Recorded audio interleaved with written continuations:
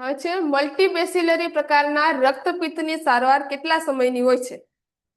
તો રક્તપિત્ત એટલે શું થાય? લેપ્રોસી. લેપ્રોસી. હવે જે લેપ્રોસી જે છે એમાં જે મલ્ટીબેસિલરી પ્રકારની જે લેપ્રોસી હોય ને એની સારવાર માટે છે ને મેઇનલી 3 ડ્રગ આપવામાં આવે છે. કેટલી?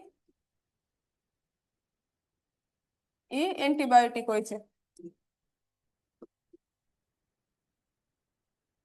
એની અંદર પેલી છે રિફામ્પિસિન, બીજી છે ક્લોફાઝિમાઇન,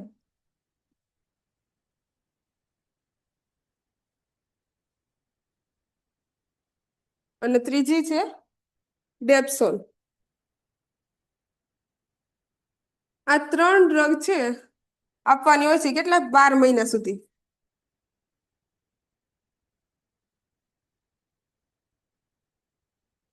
એમાં જે રિફામ્પિસિન છે ને એ 1 મહિનામાં 1 ટેબ્લેટ જ હોય છે, અને ક્લોફાઝિમાઇન છે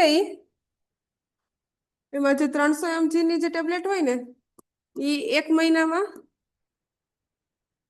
1 ટેબ્લેટ, અને જે 500 mg ની હોય છે એ ડેઈલી લેવાની હોય છે, અને ડેપ્સોન છે એ પણ ડેઈલી લેવાની હોય.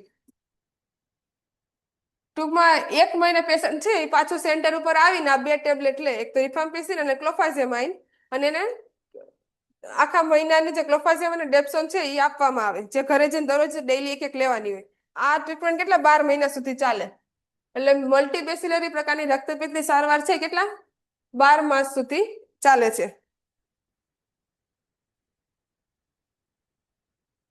આ જે આઇસોનિયાઝિડ છે એ એન્ટી ટીબી ડ્રગ છે, એમાં બી રિફામ્પિસિન યુઝ થાય છે.